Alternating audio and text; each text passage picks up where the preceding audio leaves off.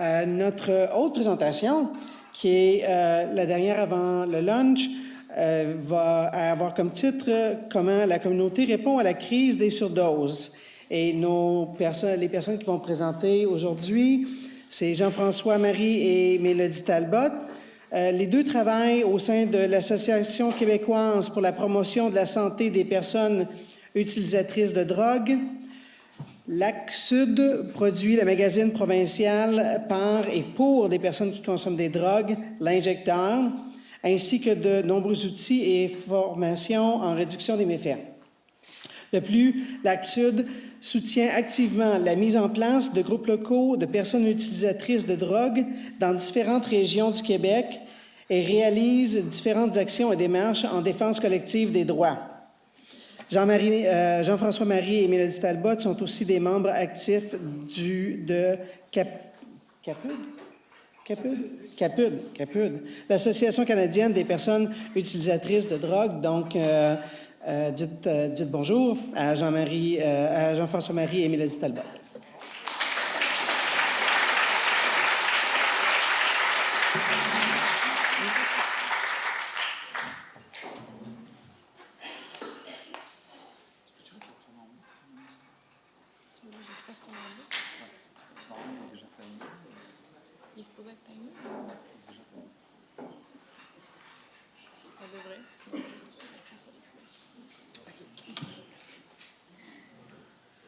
Alors, bonjour, je m'appelle Mélodie Talbot, je suis la coordonnatrice de l'Injecteur au sein de Lac-Sud, l'Association québécoise pour la promotion de la santé des personnes utilisatrices de drogue. Donc, je suis une ancienne consommatrice, donc je vais vous faire un petit topo de la situation en ce moment. Donc, ces temps-ci, on entend souvent parler que Vancouver est en pleine crise des surdoses, et qu'au Québec, qu'on se console parce qu'il y a moins de morts, tu sais. Est-ce que c'est vraiment comme ça qu'on veut quantifier une crise parce qu'on est moins pire? Qu'est-ce qui devra arriver pour qu'on annonce qu'on est réellement en crise? À Montréal, il y a plus de surdoses que d'accidents de voiture, tu sais. Combien de morts il va falloir de plus pour qu'on dise que c'est une crise? Je peux vous dire que si le Québec ne se considère pas en crise, bien, ses consommateurs, consommatrices, elles le sont. La réalité est que les gens y meurent puis que la situation a fait juste s'empirer depuis 2014. C'est pas normal qu'à mon âge, à 27 ans, que j'aie perdu plus d'amis que ma grand-mère. Sans exagérer, j'ai perdu tous les gens avec qui je consommais, comme quand même proche, là, mais il me reste juste une personne qui elle a perdu aussi son copain, puis la plupart de ses amis proches. Puis ça, c'est juste la situation de 2 personnes. Alors, imaginez tous les gens qui sont touchés par les surdoses.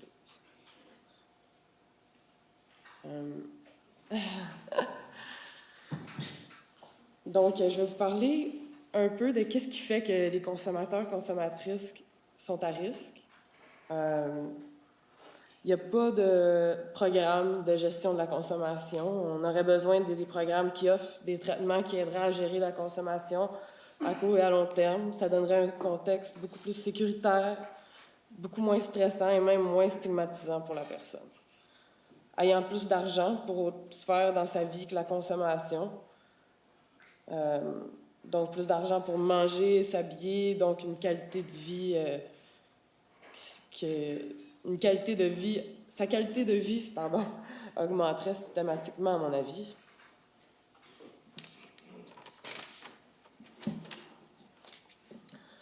Je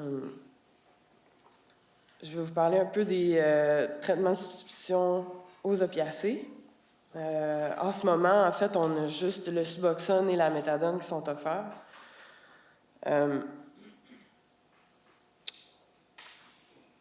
Avoir seulement 2 substances pour une masse aussi grande de personnes, ça serait correct si ça ferait pour tout le monde, mais ça arrive vraiment souvent qu'une personne soit intolérante au Suboxone ou que le traitement à la méthadone ne leur font pas. Donc, qu'est-ce qu'ils font, ce monde-là?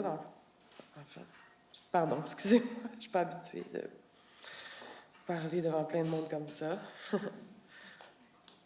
Dans le fond, les gens qui sont intolérants au Suboxone peuvent se réveiller dans la nuit pour vomir, plein de choses de fun comme ça. Puis, le Suboxone, en fait, il y a quelque chose dans ce traitement-là, dans le fond, dans la substance, pardon, qui fait que tu peux pas consommer des opiacés sans être malade. Puis, c'est vraiment pas tout le monde qui va embarquer dans un traitement à long terme qui fait que tu serais malade à chaque fois que tu consommes des opiacés. Donc, tout ce qui te reste, c'est la méthadone. On a besoin de traitements que les gens ont envie de prendre. Des traitements qui vont avec les besoins de la personne, qui s'ajustent à leur réalité. Il faut des traitements qui sont moins punitifs. Par exemple, le système de privilèges. On vous donne des doses à apporter à la maison, on appelle ça des privilèges. C'est un peu infantilisant. C'est juste un exemple. Ensuite, ça serait bien d'avoir des services adéquats pour les consommateurs et consommatrices qui ne sont pas des personnes cisgenres. Une personne cisgenre, c'est un individu dont l'identité de genre est en accord avec son sexe. Encore aujourd'hui, les personnes trans et les minorités du genre ont d'énormes difficultés dans les services. Dans les services pour les personnes qui consomment at large. Par exemple, en hébergement, dans les prisons, on les met à la mauvaise place. On punit ces gens-là à la place de punir les comportements machistes, à la place de punir les actions qui mettent en danger ces gens-là dans ces instances-là. Les personnes sont donc privées de plusieurs services. Un accès communautaire à la naloxone aiderait beaucoup. Si on pouvait distribuer la naloxone à partir des organismes communautaires, c'est qui devrait arriver bientôt, et faire la distribution entre les pairs, la naloxone se rendrait beaucoup plus vite aux consommateurs de drogue, ce qui pourrait vraiment sauver des vies. En passant, tu peux avoir 4 kits de naloxone par visite à la pharmacie. Il faudrait plus de disponibilité au niveau des TDO et des vrais programmes de traitement de substitution à bas seuil. Les traitements de substitution aux opiacés devraient être accessibles plus rapidement. Par exemple, au lieu d'avoir en 2 semaines et quelques mois d'attente entre la demande du TDO jusqu'à son obtention, la personne demandant le TDO devrait l'avoir le lendemain.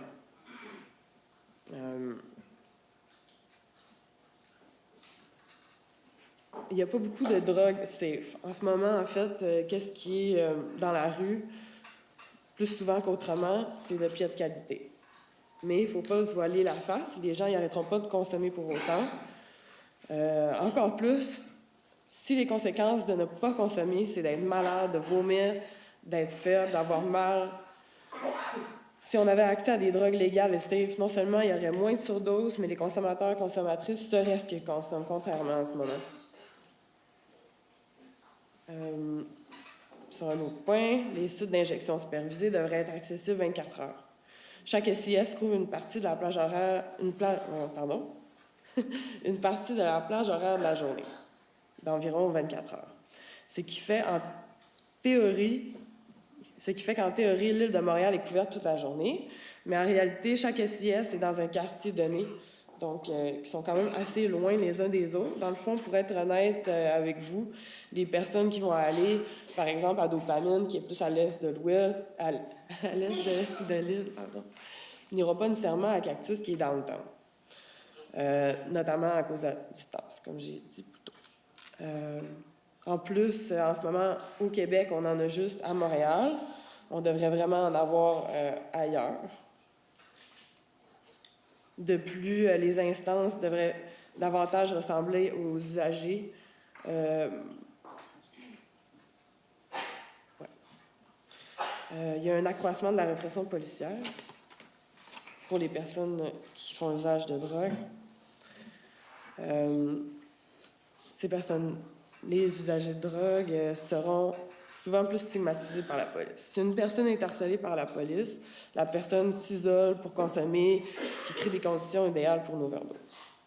Aussi, la brutalité policière dirigée contre les populations marginalisées peut contribuer à l'hostilité et des tensions entre les personnes marginalisées et avoir un effet de division dans la communauté, comme on peut voir souvent entre les consommateurs de smack, héroïne, vs les consommateurs de crack et bien d'autres exemples.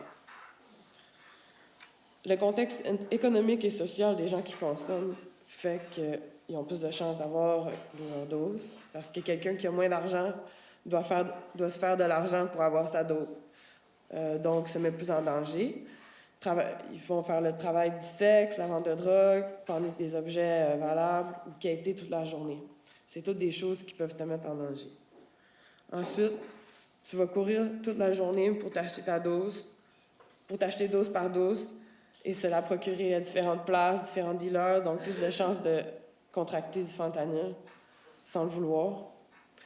Tandis que si tu as des sous, tu peux souvent coller une run, puis ben, c'est fini. Tu n'as pas besoin de courir toute la journée après ta drogue, aller voir différents dealers. Donc, malgré toutes les précautions qu'on prend, le nombre de morts continue d'augmenter. Les conséquences de cette crise de surdose surpassent, telle la réduction des méfaits. Il faudra aller plus loin encore et changer les lois pour voir un réel changement. Semaine après semaine, on entend que nos proches, notre famille meurt. Et là, on en a assez. Je vais vous présenter Jean-François, directeur de l'ACP-Sud, qui va vous parler des... Donc Mélo, en fait, vous a fait un petit topo. Puis l'essentiel là-dedans, c'est crise, pas crise, post-crise, crise anticipée. On a tout un recours à un vocabulaire très diversifié. Mais pour nous, la question, elle n'est pas là, en fait. Ce qu'on sait, ce qu'on a devant les yeux, c'est que soit une crise ou une urgence ou pas, on a plus de morts au Québec qu'on n'en a jamais eu de surdose. On a plus de surdoses, qu'elles soient mortelles ou non, aussi qui ont lieu, qu'on n'en a jamais eu. Et même si on ne sent pas l'urgence d'agir des pouvoirs publics, la suite de cette présentation-là, ça va être un peu vous montrer qu'est-ce qu'on peut faire concrètement sans avoir à attendre après les pouvoirs publics pour agir et mettre des choses en place. Mais avant, je voulais d'abord dresser en fait deux constats d'échec en fait, qui viennent teinter un peu toutes ces initiatives-là, viennent teinter le fond en fait de ces initiatives-là. D'abord, l'échec de nos modes de régulation des drogues. Il faut quand même se l'avouer. La prohibition est un échec quant à ses objectifs annoncés de réduction de l'offre et de la demande de drogue. En plus, tout cela sans, mis à part le fait que ces lois-là ont été mises en place expressément pour des mesures comme des mesures racistes et de contrôle social. Et c'est des lois qui poussent en fait à un capitalisme sauvage dans les marchés de la drogue, de la recherche par les fournisseurs des substances les plus profitables qui peuvent trafiquer avec le moindre risque, sans aucune considération pour le consommateur final. Parce que là n'est pas l'intérêt. L'intérêt de ces réseaux-là, c'est de faire de l'argent. Et donc, tant que les substances psychoactives seront prohibées, on n'aura d'une part aucun contrôle sur la qualité des substances, mais aussi on essaye de se voiler la face avec une certaine hypocrisie en croyant que ce soit la police, notre système de justice ou les douanes, seraient quelque part de manière magique en mesure d'arrêter l'arrivée de nouvelles substances sur le territoire, ce qui est une illusion complète. On n'y arrive pas depuis 100 ans, je ne vois pas pourquoi, tout à coup, de manière instantanée, parce que on a un Premier ministre qui l'a décrété qu'on va être en mesure d'arrêter ça à force d'investissement dans la police, etc. Donc ça, c'est la première illusion, donc l'échec de nos modes de régulation des drogues, et donc dans la réflexion qu'on a aussi de questionner tous les préjugés, la construction sociale qui s'est faite autour des drogues, et tout ce qui entoure un peu notre vision, l'imagerie qui s'est développée autour des drogues. Deuxième aspect qui est essentiel, qui est le fait que cette augmentation des surdoses, cette omniprésence aussi, cette augmentation de la consommation de drogue en général dans la société, cette diversification aussi, des gens qui consomment des substances illicites, c'est un symptôme plus qu'un problème en tant que tel. Un symptôme, en fait, d'une société pour lesquelles la majorité des citoyens ne voient pas leurs besoins profonds répondus. Puis, oui. Quand je parle de besoins profonds, je ne parle pas de nourrir ou se mettre un toit sur la tête, ce qui n'est même pas répondu pour certaines personnes. Je parle d'être valorisé dans ce qu'on fait, de savoir, d'avoir une vision, en tout cas à long terme de notre vie, de savoir vers quoi on s'enlise, d'avoir une certaine sécurité financière, un peu moins de précarité. Et tous ces facteurs-là, ces facteurs sociétaux, de société-là, font en sorte qu'on précarise, on se précarise, on se fragilise, et quelque part la consommation de drogue apparaît comme une auto-médicamentation dans ce contexte-là. Et tant qu'on n'aura pas, on le voit avec les enjeux de santé mentale, on le voit avec la consommation de drogue, et c'est quelque chose de récurrent dans notre société actuelle. Il faut toujours garder cet élément-là en arrière-plan, parce que toutes les initiatives qu'on mettra en place ne feront, d'ailleurs les initiatives dont je vais parler, c'est des détails par rapport à ces enjeux-là. C'est des simples détails, et on ne réglera pas, notamment, comme dans l'Ouest, ce qui se passe actuellement, à coup de salles de consommation ou de testing de drogue, mais en créant des changements majeurs dans la société. Maintenant, je vais revenir sur les initiatives. Vous voyez des photos d'ailleurs qui circulent de certaines d'entre elles. Revenir brièvement sur l'analoxone, parce que le chemin n'a pas été aussi simple pour en arriver là où en fait il a été de manière assez incompréhensible, relativement compliqué pour en arriver là où on est actuellement. Quand on sait que l'analoxone est complètement... Il n'y a aucun risque pour la santé à administrer de l'analoxone, même à quelqu'un qui ne fait pas une surdose. Alors qu'on est passé par des étapes assez hallucinantes. En 2013, ça a pris énormément de démarches pour que Profane puisse commencer à faire de l'éducation à l'intervention en cas de surdose. Donc Profane, qui est un projet de Métadame, un organisme par et pour d'ailleurs, ça a tout pris pour qu'il puisse donner ces formations-là, pour que les gens puissent s'équiper en naloxone.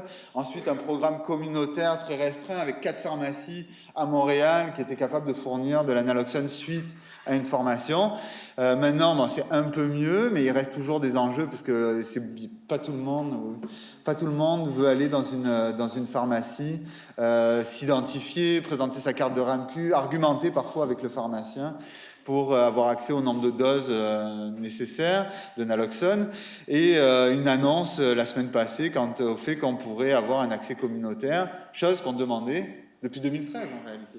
Donc de 2013 à maintenant, on a répété inlassablement la même demande pour quelque chose d'assez banal pour finalement en arriver à un résultat final. Alors pourquoi se battre pendant 5 ans pour arriver à quelque chose qu'on demandait depuis le départ et qu'on savait qui était une évidence même? Mais en attendant, qu'est-ce qui s'est passé? Il y a des gens qui ont mis en place des réseaux illégaux de fourniture de naloxone en allant s'approvisionner dans d'autres provinces. D'ailleurs, en plus, avec des moyens, c'est du bricolage, quoi. Vous le voyez, quoi, le coffre d'une pauvre Tercel qui part de l'Ontario, il y a des photos et c'est ça. Le coffre d'une pauvre Tercel qui amène 300-400 kits de naloxone à Achot pour s'approvisionner, alors qu'on sait que dans les pharmacies d'hôpital, on en est rempli. Mais on n'est pas capable de la sortir de la pharmacie d'hôpital pour la mettre dans la communauté. Et c'est là où il y a des militants qui, à un moment donné, arrêtent d'attendre après le gouvernement et le font, tout simplement. Puis on se rend compte que de 1, ça pose aucun problème. De 2, ça fonctionne très bien. Et donc, de 3, on n'a pas besoin de l'État, en fait. Après, on pourrait passer à un autre sujet, les salles de consommation. Le même schéma se reproduit. Donc maintenant, on pourrait peut-être se réjouir d'avoir 4 services d'injection supervisés à Montréal. Je dis peut-être parce qu'après 10 ans, il y a certaines des photos d'ailleurs qui étaient dans les premières manifestations à Montréal de quand on réclamait des services d'injection supervisés. Bon, mais après 10 ans, à réclamer un service, se retrouver avec un service qui n'est pas tel qu'on le demandait à l'origine, en tout cas que le milieu le demandait à l'origine, c'est quelque part une certaine déception. Il faut avouer que c'est un échec, on se retrouve encore avec des services très normés, avec énormément de règles, un enregistrement préalable, des pratiques qui sont interdites à l'intérieur, etc. Des règles qui viennent du contexte légal dans lequel ces services-là s'inscrivent, d'une certaine frilosité aussi des instances de santé publique et des élus, surtout des élus, de paraître comme laxistes sur la drogue, parce que bien sûr, c'est bien connu, la guerre à la drogue, ça a fonctionné, donc on va continuer à promouvoir cette idéologie-là. Et on se retrouve avec des SIS qui, oui, font la job pour certaines, mais ne font pas la job pour tout le monde, alors que avec les salles de consommation, les sites de prévention des surdoses, d'ailleurs vous les voyez présentement quand vous le jour. D'abord en Colombie-Britannique, en fait dans le Downtown East Side, qui sont des héritiers en fait des premiers salles de consommation illégales que la gang de Vendoux mettait en place dans les années 90.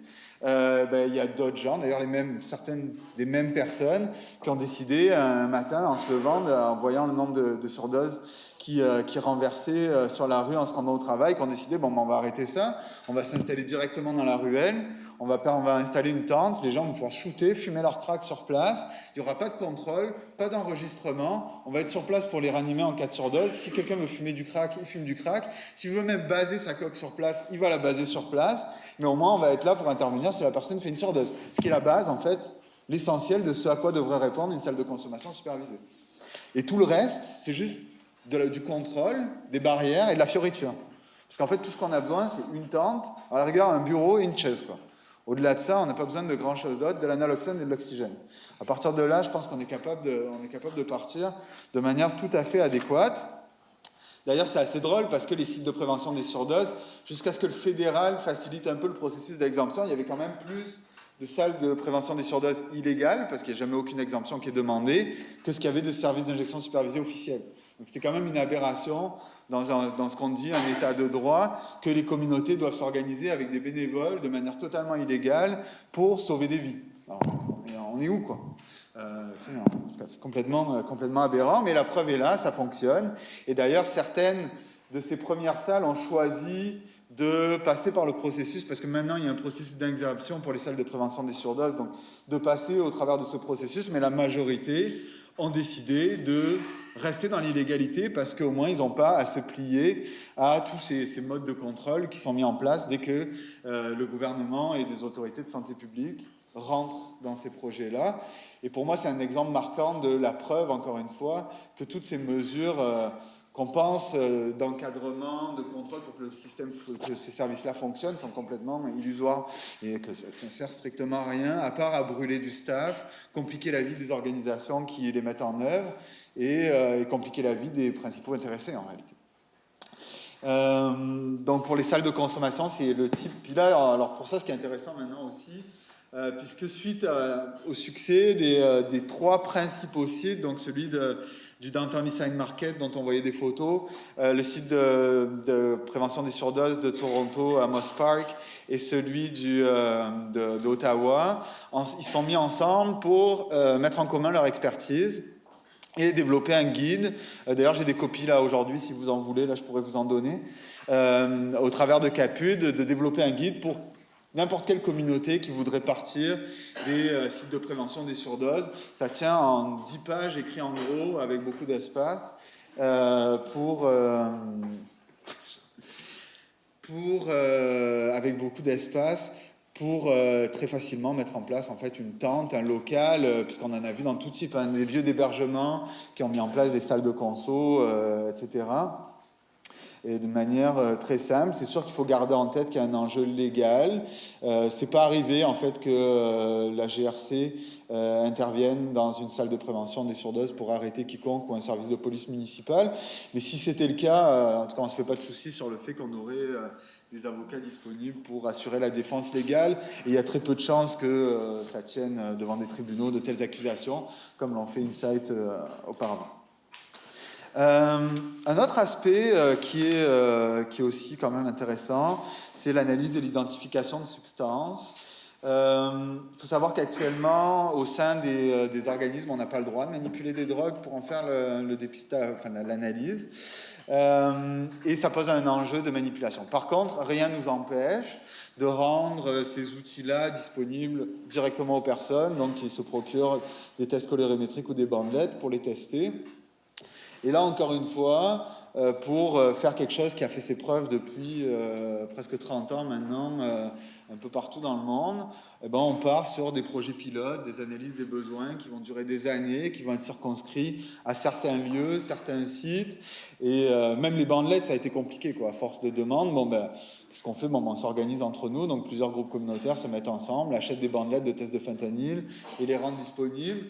A priori, on n'aura aucune sanction par rapport à ça, il n'y a aucun problème à le faire en fait, parce que c'est l'évidence même en fait de devoir faire ça. Et encore une fois, donc des procédures qui mettent des années, qui sont très longues. Et le fait qu'on doit en fait se lasser d'attendre et le faire par nous-mêmes. Donc c'est comme ça que certains groupes, d'ailleurs au BC, il y a 2 organisations qui ont acheté d'eux-mêmes les machines à infrarouge et font du testing dans le milieu.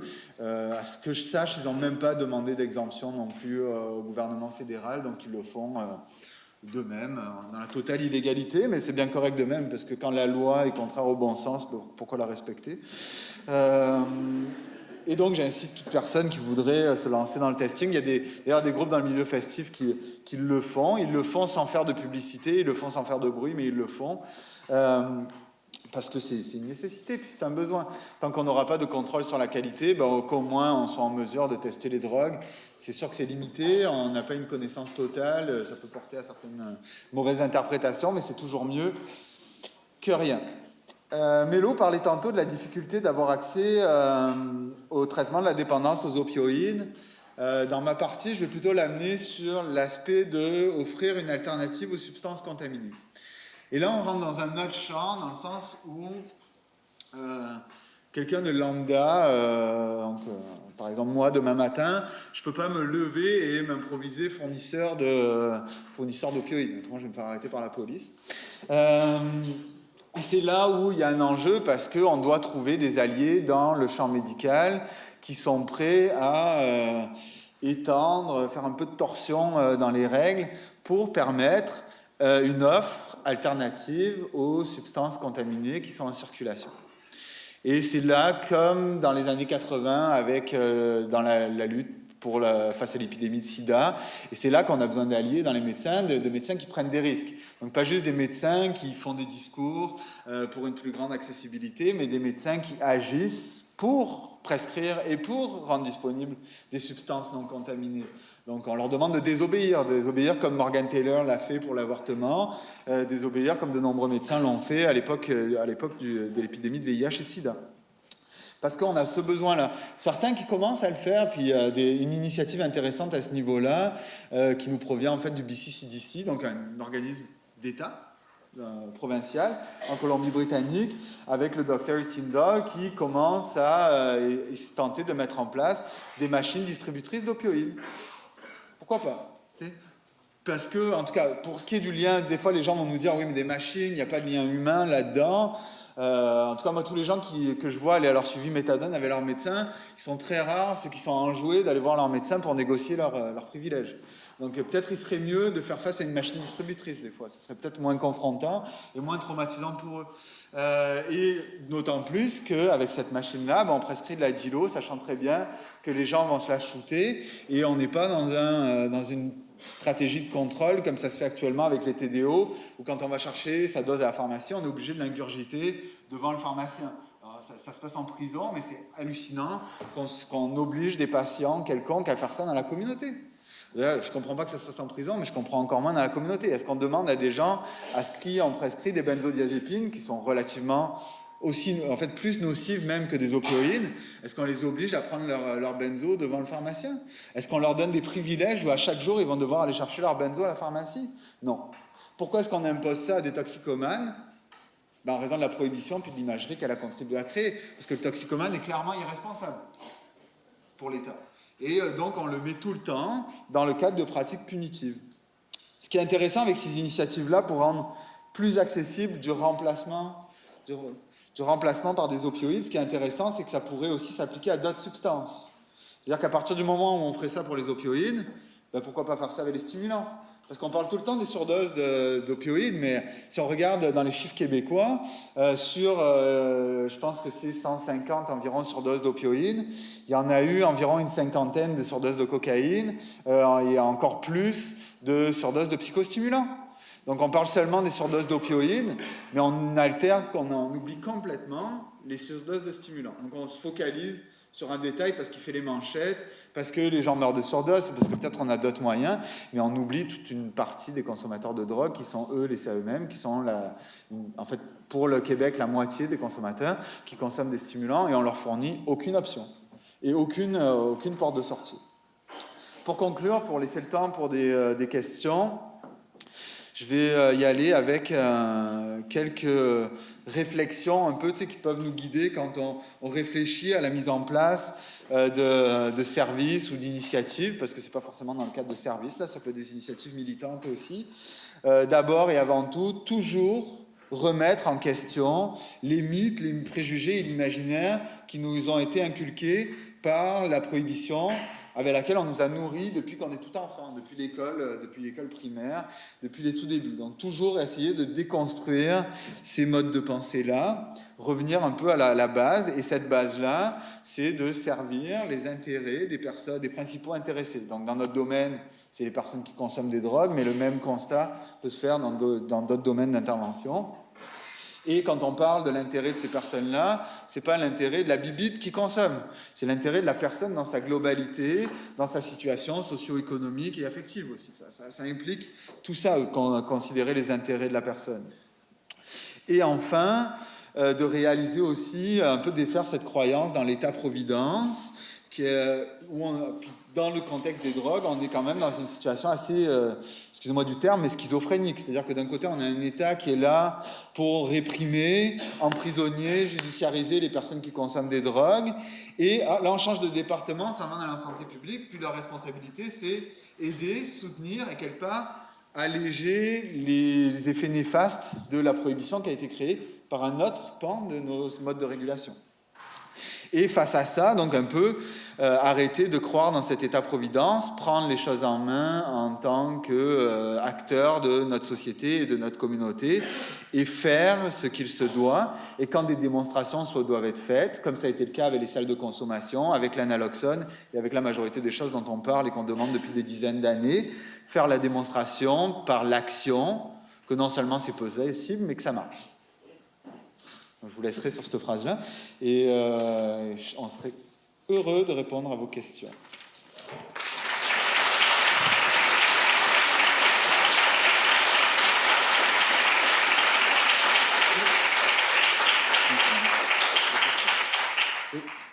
En fait, c'est pas très compliqué, c'est que j'avais entendu parler.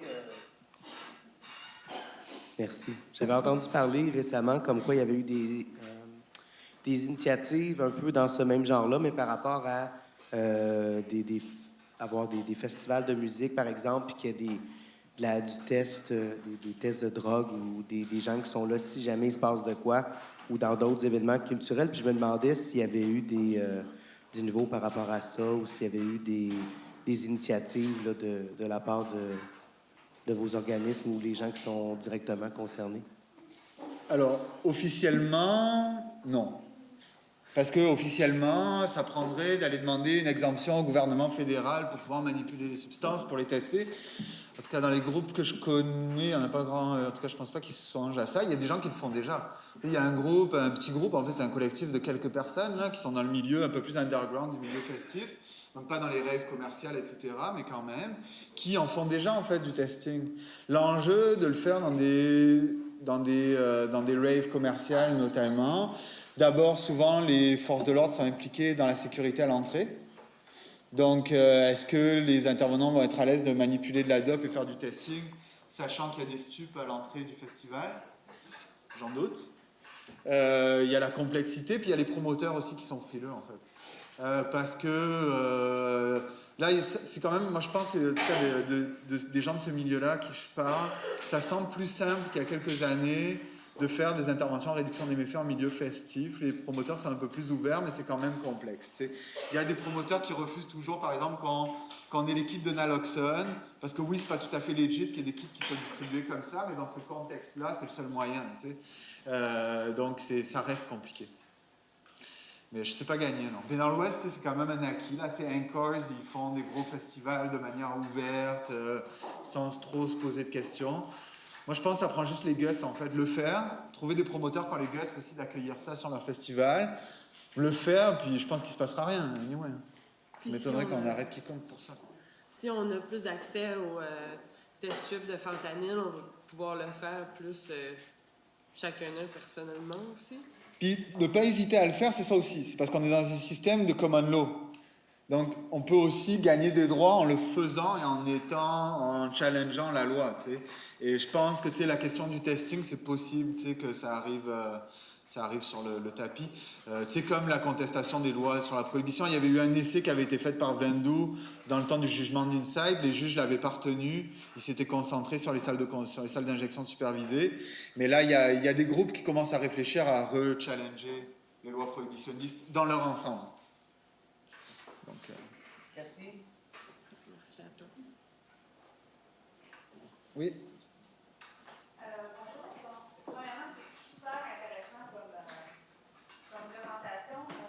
Je vais vous dire que je vous encourage énormément de continuer dans le sens que vous faites. Et je veux aussi vous dire qu'en dehors de Montréal, il y a plein de choses aussi qui se font partout au Québec, dont, entre autres, moi, je travaille au Centre Sida Amitié à Saint-Jérôme. Et puis, je travaille en collaboration avec Dr Jean Robert. Et juste vous dire que ça continue les initiatives et qu'on peut se procurer, nous, chez nous, les usagers ont les formes pour avoir des trousses de naloxone. Donc, c'est possible. Faut juste pas lâcher. Puis, faut y aller et il faut oser. Puis aussi, on a des testings aussi pour le fentanyl aussi. Donc, n'hésitez pas à venir nous voir. Puis, on jase, on continue, puis on lâche pas. D'ailleurs, le CSA, c'est le projet de testing le plus avancé au Québec. Hein. Vous êtes les seuls à le faire depuis aussi longtemps, puis à garder aussi le tracking de tout ça. Là. Puis encore une fois, Dr Robert ne s'est pas posé la question 100 ans s'il devait le faire ou pas. T'sais. Pour lui, ça rentre dans son serment d'Hippocrate à la base. T'sais. Voilà, il fait sa job de médecin. C'est super, là. J'encourage les gens à aller vous visiter, là, que ce soit même pour consommer des drogues de synthèse, de la cocaïne, tout ça. On a retrouvé du fentanyl, malheureusement, dans du crack, de la cocaïne, de la drogue de synthèse. Donc, si c'est disponible, ouais. Merci pour votre beau travail. Oui.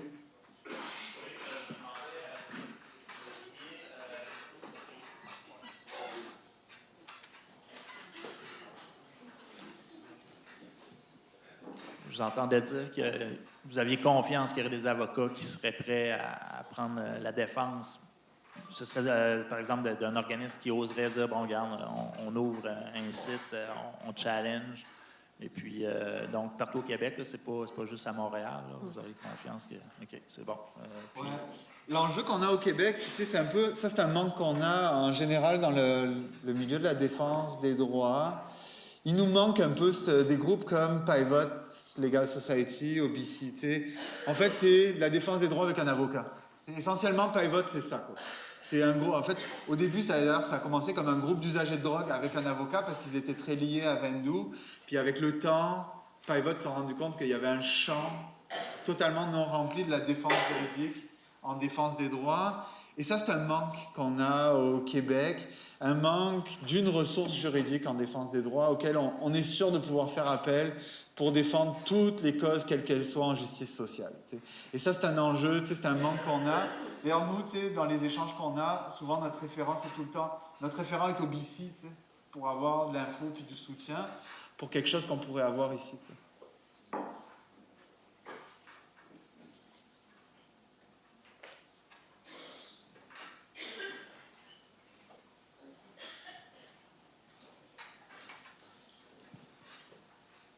En fait, je voulais juste faire un bémol là, au niveau de la gestion de la consommation. Là, moi, qu'est-ce qui m'interpelle, puis on n'en a pas parlé pendant la présentation, c'est beaucoup la gestion de la consommation en milieu hospitalier. Là. Je pense que, on l'oublie souvent, mais les gens qui sont hospitalisés, premièrement, la plupart du temps, ils n'ont pas accès à du matériel stérilisé. Déjà là, on part avec vraiment un enjeu vraiment majeur parce qu'ils se retrouvent à se contaminer eux-mêmes, là.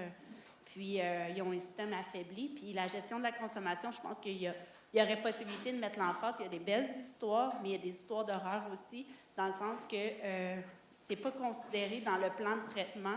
Puis, je pense que ça a des enjeux majeurs là, en lien avec la toxicomanie. Qu'est-ce que vous en pensez? Ouais, d'ailleurs, c'est ça, tu parlais du manque d'accès à du matériel. Je rebondis un peu là-dessus parce qu'on parle de la crise de la mortalité par rapport aux surdoses. Tous les intervenants en réduction des méfaits vous le diront.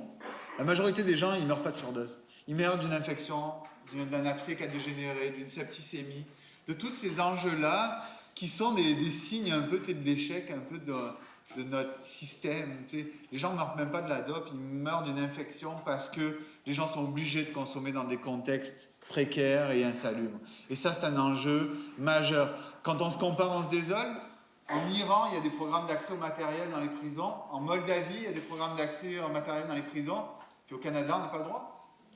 Allô? Comment ça se fait que dans un hôpital qui est rempli de matériel, il y a des gens qui font des infections? Allô? On est dans un hôpital. Fait que, tu sais, il y a quand même quelque chose de profond là-dedans. Tu sais. Souvent, dans les hôpitaux, quand tu es quelqu'un qui consomme des opiacés pour l'avoir vécu, là, en tout cas, ils vont te donner une dose souvent, même si tu n'as pas de méthadone dans ton dossier, puis toi, tu dis que tu es un consommateur d'opiacés, ils vont te donner comme le bare minimum, vraiment. Donc, tu vas être malade. Fait que si tu as de la drogue sur toi, c'est sûr que tu vas en faire. Tu es malade, tu es à l'hôpital. C'est pas parce que tu es à l'hôpital que tu n'en feras pas. Puis l'infirmière a dit que tu n'as pas le droit, à chaque fois que tu sors de la salle de bain, si tu as pris plus que 5 minutes, elle va te poser la question, etc., etc. Je pense que le personnel hospitalier devrait être peut-être plus... je manque mon mot... Comment? Conscient, formé. Oui, il devrait être plus conscientisé puis formé vis-à-vis à ces dépendances-là. Là. Bobby?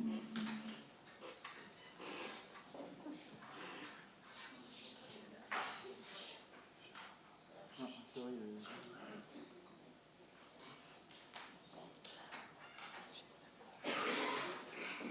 après les questions. Je suis premièrement super impressionnée par toutes les alternatives un peu, si on veut, illégales, en fait, de trouver des solutions à des problèmes que les autres provinces ont déjà résolus. Je me demandais, premièrement, comment le gouvernement du Québec justifie de mettre des bâtons dans les roues pour des trucs comme la naloxone qui ne sont pas dangereux, en fait. Là.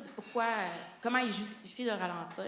On se doute qu'il y a probablement quelque chose de financier derrière, mais c'est quoi leur argument? Puis, deuxièmement, ça m'a fait réfléchir, j'ai peut-être peur, disons, que si ça fonctionne bien, puis ça marche, que le gouvernement, après s'approprie. Bon, on a des restrictions, mais ça marche bien. Donc, ils utilisent les statistiques, dans le fond, peut-être qu'ils vont réduire, pour justifier leur politique à eux. Donc, je me demandais si c'est ça, est-ce que vous gardez des stats sur ce qui se fait de manière illégale, puis est-ce que vous avez réfléchi à ça pour justement éviter, pour pas qu'ils s'approprient votre travail? Bon, d'abord, par rapport à la lenteur pour la naloxone, moi, je pense qu'il y a quelque chose aussi de fondamental quand on pense aux services qui sont mis en place par l'État, et notamment quand il y a des enjeux politiques et de médias et d'opinion publique autour, c'est que ils cherchent toujours le risque zéro. C'est-à-dire n'avoir aucun problème, aucun bug, parce qu'autrement ça va retentir dans les médias, je vais perdre des votes. Puis essentiellement, c'est ça. Pourquoi on a fait pleurer Philpott à HRI, à Montréal? C'est parce que un mois précédemment, elle nous a déclaré en pleine face, de pleine voix, que si elle mettait en place les mesures qui étaient nécessaires pour arrêter les morts, c'est-à-dire faire tomber la prohibition, elle perdrait des voix et on risquerait à nouveau de se retrouver avec les conservateurs. Et nous, on est sortis de cette rencontre-là en disant, la prochaine fois qu'on la voit, on la shame, publiquement. Et c'est ça qu'on a fait à HRI. Pour l'analoxone, c'est un peu le même chose. On veut ni froisser les pharmaciens, on veut qu'ils continuent à faire du fric en les fournissant. On veut pas créer de vagues dans l'opinion publique, comme quoi on donne tout gratuit aux toxicomanes, puis c'est bien facile pour les toxicos. Et ensuite, il y a tout l'enjeu administratif et bureaucratique et d'une lenteur et d'un aspect rébarbatif hallucinant qui fait que ça doit cheminer. Parce que quand le gouvernement fédéral a déclassifié, deschedule, je ne sais pas comment on dit, en tout cas déclassifié l'analoxone, ce qui se passe dans les provinces, c'est que ça devient l'annexe 2. Et là, de passer de l'annexe 2 à un médicament sans ordonnance, ça a pris 6-8 mois. Ensuite, faire la deuxième étape de l'accès à la communauté, puis à travers tout ça, il a fallu pousser. C'est la peur du risque, en fait. Eux, ils veulent des projets avec des risques zéro. Les SIS, c'est la même chose. On veut le risque zéro, fait qu'on fait un truc béton. C'est génial pour l'État, il y a un risque zéro. Mais est-ce que pour l'utilisateur, c'est ça qu'on veut? Non. Et c'est là la force des groupes communautaires et des initiatives populaires, c'est qu'on accepte le risque. On accepte le fait de faire des erreurs et d'ajuster. On accepte le fait qu'on part quelque chose, ben c'est peut-être un peu tout croche, mais on va y arriver en raboutant nos bouts de ficelle à faire que ça fonctionne, puis que les gens ils sont satisfaits de ce qui leur est offert, comme alternative ou opportunité. Et elle est là la différence fondamentale entre les deux. Après, sur le fait de se faire récupérer, si on se fait récupérer des initiatives avec la même orientation bas seuil, puis sans tout le contrôle, etc., il n'y a pas de problème. Là où il y a un enjeu à se faire récupérer, c'est quand on remet en place du contrôle.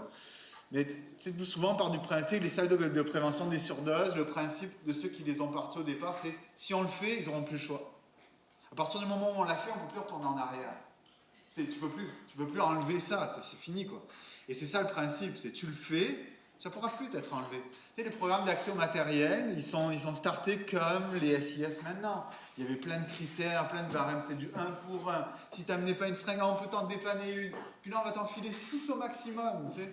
Il y avait toutes ces règles-là. Bon, ben maintenant, maintenant, c'est plus des infirmiers qui sont derrière le comptoir, alors que c'est des infirmiers au départ.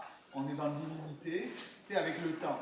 Le problème, c'est que ça a pris de 87 à 98 pour en arriver là.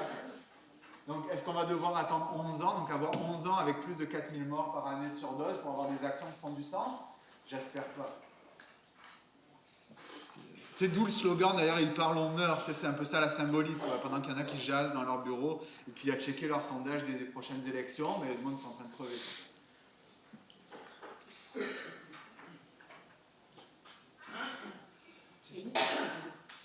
Merci à vous. Merci beaucoup.